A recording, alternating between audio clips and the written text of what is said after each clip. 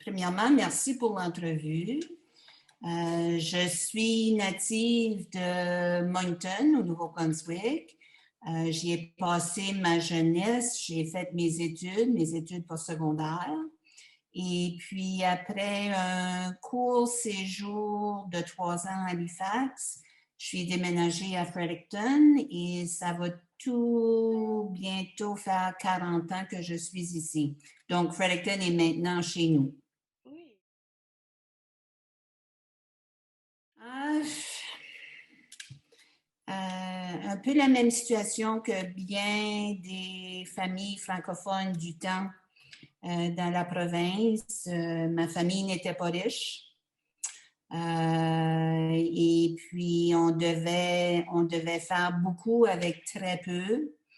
J'ai personnellement commencé à travailler, bien sûr, c'était du gardiennage et peu importe dans le temps, à l'âge de 10 ans. Et puis, j'ai jamais arrêté. Mhm. Et c'est surtout la question de pauvreté, la peur de manquer de certaines choses. Et puis, c'est des habitudes qui nous restent toute une vie. Comme mes enfants vous le diraient, quand maman fait des repas, elle en a au moins pour le double de personnes qui sont autour de la table parce qu'elle a peur d'en manquer.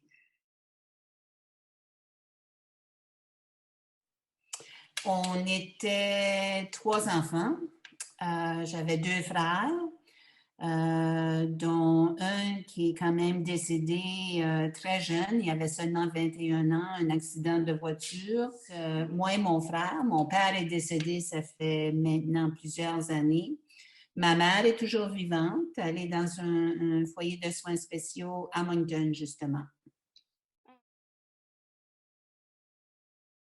On a chacun eu notre parcours de vie. Moi, étant la seule fille, on a toujours des responsabilités additionnelles sur les épaules. Oui. Les garçons, les attentes n'étaient pas tout à fait les mêmes. Ça ne veut pas dire qu'ils n'ont pas fait. Mon frère a fait une très belle vie, très heureux présentement. Mais la pression n'était pas la même lorsqu'on était jeune. Euh, c'est peut-être très sexiste de le dire, mais la majorité des responsabilités tombent toujours sur les épaules de la femme ou de la fille. J'ai toujours eu une très grande fierté d'être francophone, d'être acadienne Mhm. au Nouveau-Brunswick. Puis c'est pas seulement pour fêter les fêtes, c'est pas seulement pour le 15 août, c'est pas seulement pour les teintes à Oui. mort, c'est pas seulement pour les poutines râpées.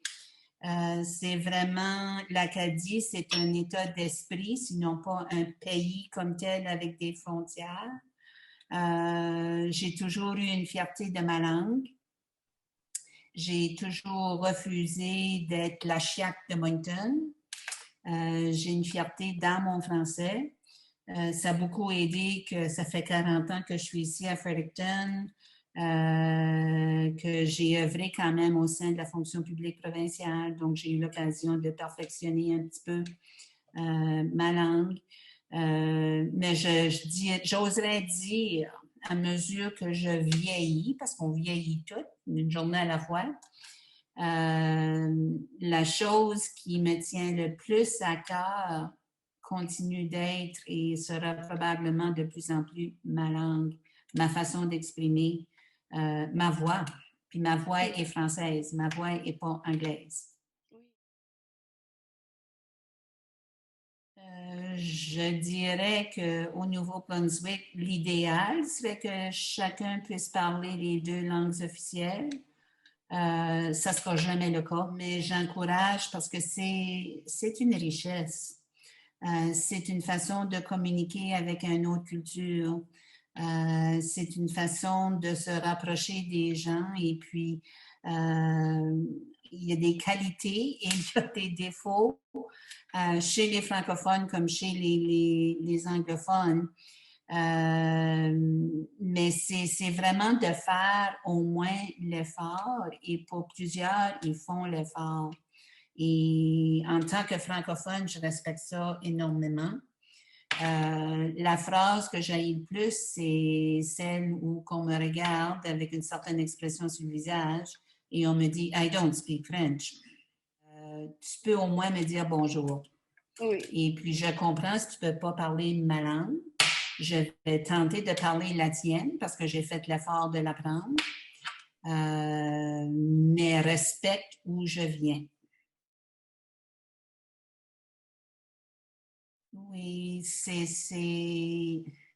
il faudrait faire beaucoup plus de promotion de la langue, pas dans le contexte, mais ça vous prend il faut que vous soyez bilingue pour avoir un job, pour avoir un poste, mais plutôt les bienfaits en tant que personne, en tant qu'individu. Et puis, il faut utiliser le langage des enfants. Je vais te donner un exemple. Je fais partie du réseau Mieux-être Franco de la région de la capitale. Et puis, dans le moment, on fait beaucoup d'activités avec les familles nouvellement arrivées au Canada. Et c'est souvent, les parents ne peuvent pas parler français. Leur langue, c'est autre que l'anglais et le français. Mais les enfants sont en train d'apprendre le français. Et puis, juste le fait d'avoir des activités, que ce soit des activités à l'extérieur, au parc, on fait des pique-niques familiales, par exemple, mais où l'animation se fait en français, c'est une façon de le rendre plaisant, le fun.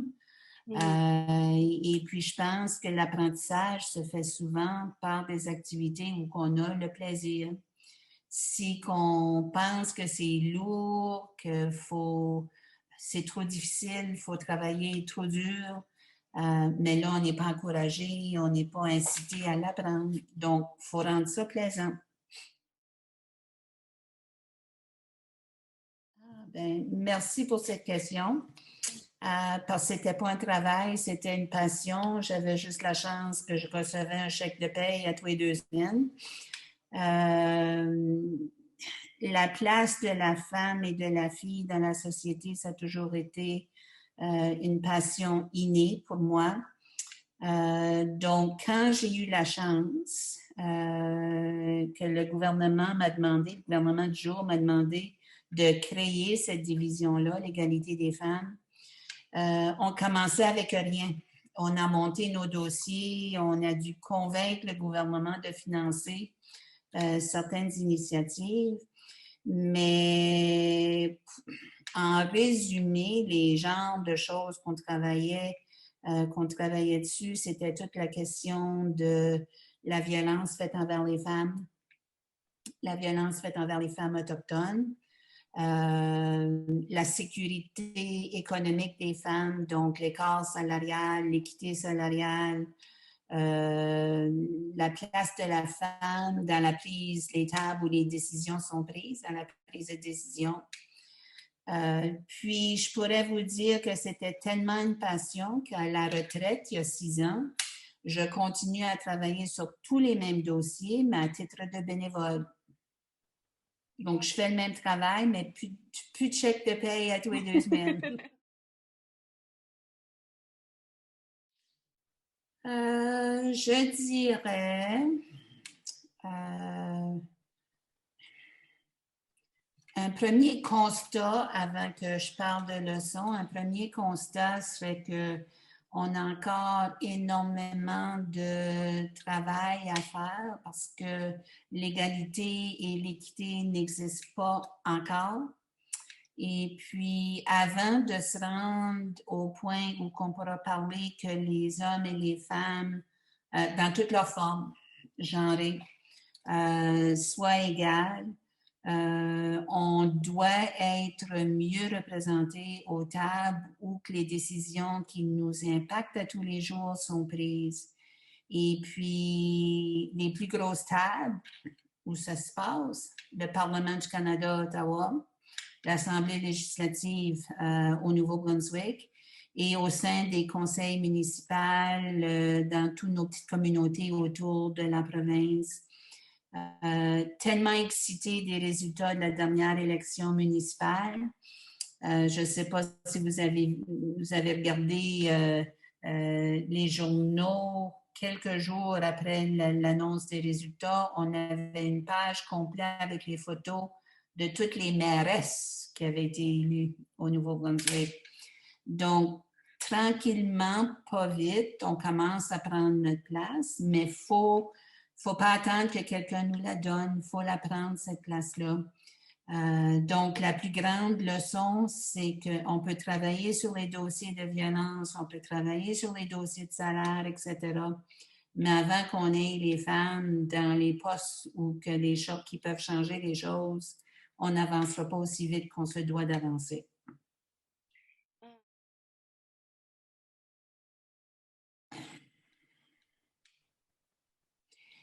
J'utiliserai pas le mot part.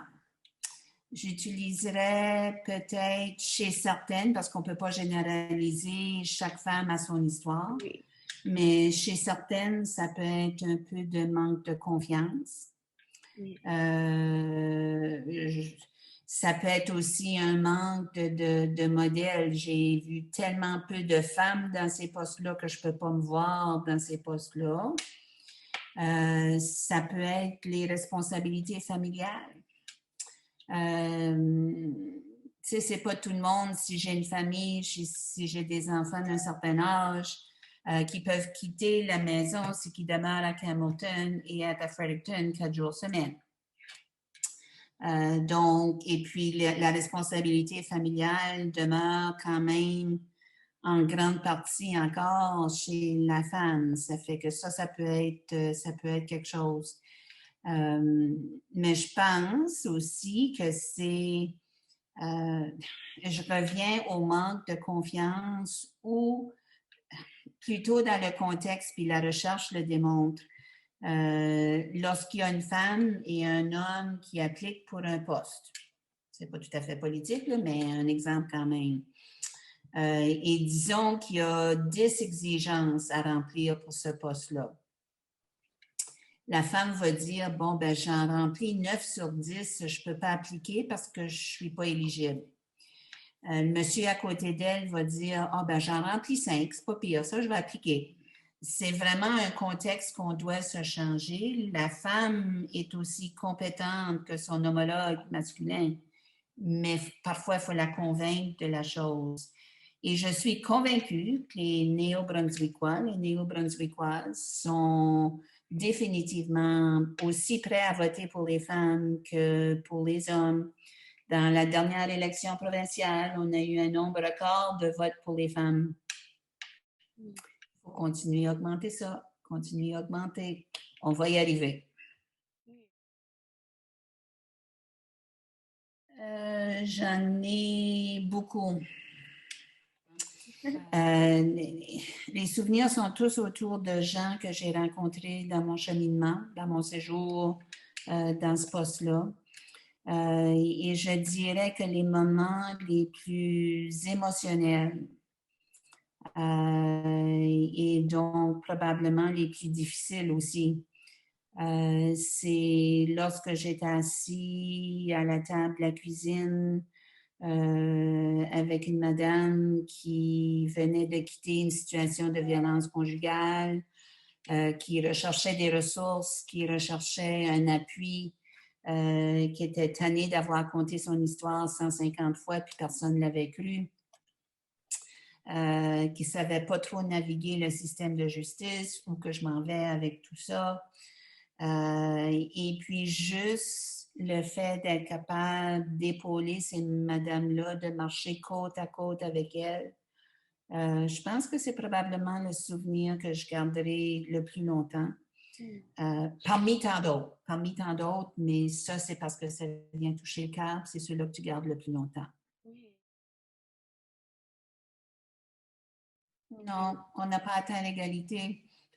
Oui, c'est vrai.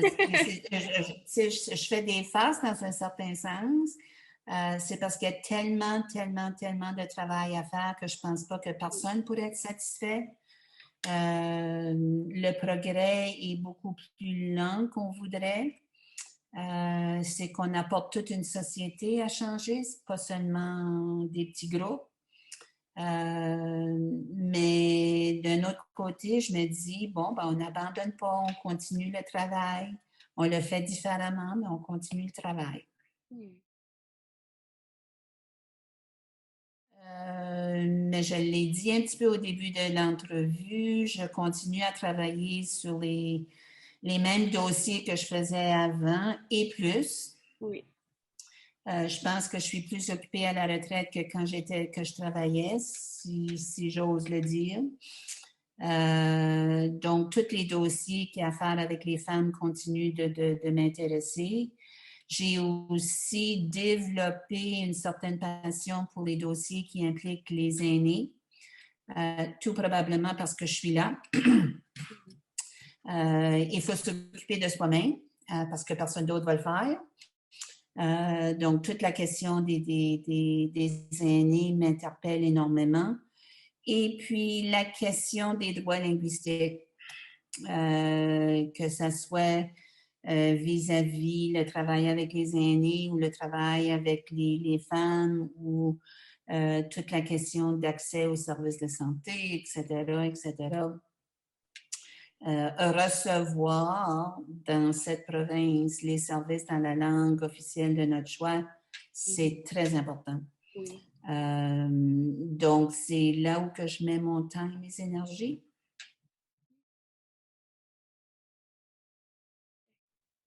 Bon, c'est une figurine, c'est une femme, une Africaine, avec son bébé dans le dos et son autre enfant qui lui aide à faire. Là, ils font le maïs pour la journée. Et puis, c'est un cadeau que j'ai reçu pendant une dizaine d'années. Je faisais du travail sur le côté de développement international, où que la province du Nouveau-Brunswick nous prêtait. Et puis, je travaillais avec le Malawi. Et puis, on travaillait gouvernement à gouvernement.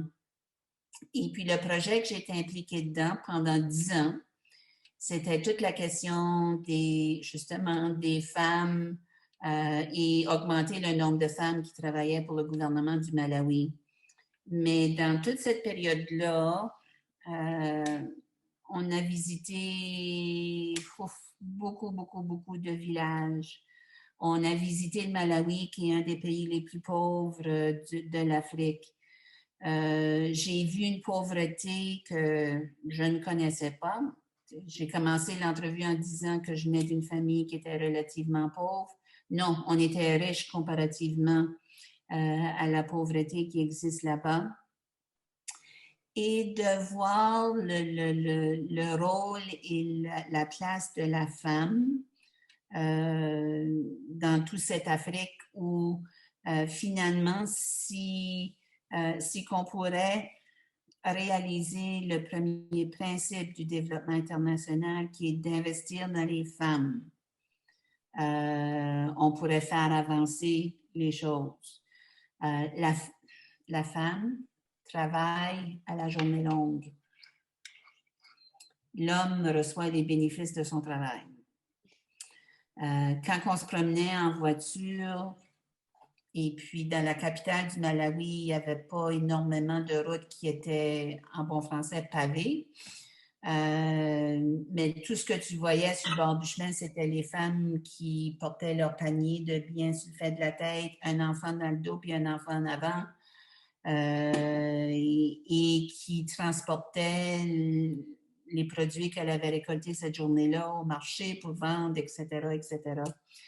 Donc, c'est le souvenir que à chaque fois je le vois, puis je l'ai dans une place spéciale dans mon appartement, c'est que même si qu'on se décourage parfois du progrès qu'on fait ici, en tant que femme. Il y a des femmes qui ont énormément plus de chemin que nous à faire pour atteindre même les choses qu'on a. Donc, il ne faut pas se décourager, il faut continuer, puis il faut penser à elles, pas juste à nous.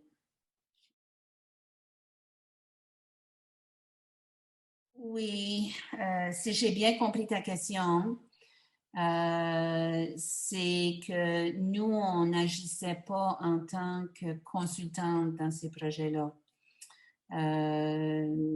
Et puis, j'ai un biais personnel vis-à-vis certains consultants qui vont dans ces pays-là, qui développent des belles choses, et puis qui s'en vont, et ces belles choses-là ne sont jamais utilisées. Nous, c'était plutôt praticien à praticien. Donc, on était côte à développer soit des outils de travail, des systèmes, mais on s'assurait que c'était pas nous qui le développaient, c'était eux qui le développaient. On s'assurait que c'était eux qui l'appartenaient. Mais en termes de la femme, et puis dans le projet spécifiquement, parce qu'on voulait augmenter le nombre de femmes au sein de leur fonction publique, c'était de travailler pour tout changer le système d'entrevue quand il y avait des postes ouverts. Parce que c'était énormément biaisé envers les candidats masculins. Et donc, on devait enlever ces biais-là des questions d'entrevue, des processus d'entrevue, etc. Après ça, on a monté dans tout le processus de promotion. Et on a jeté la lumière où qu'on devait changer certains processus parce qu'encore là, la femme était désavantagée comparativement à son homologue masculin. Donc, mais c'est eux qui ont fait le travail et je communique encore avec ces gens-là, pas de façon régulière, mais de temps à autre. Et puis, les choses qu'on a développées sont toujours en place.